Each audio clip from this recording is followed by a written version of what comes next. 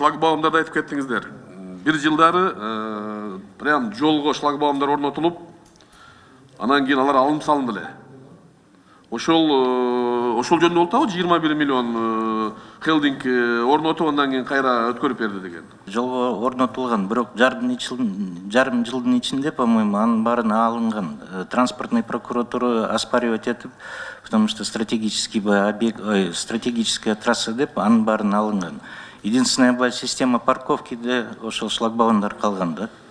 Жок, ошого мамлекеттик ишкана да болчу.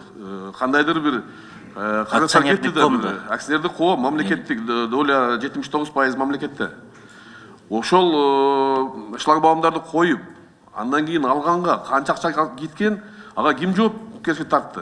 Сомасы 21 миллион 396 миллион деп келишим түзүлгөн да. Бул болсо жана Осо Манаскендиктин эсебинен төлөнгөн экен.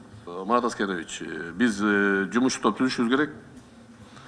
Терең карап, ошо мамлекеттин акчалары кандай колдонулуп атат, кандай кетип атат.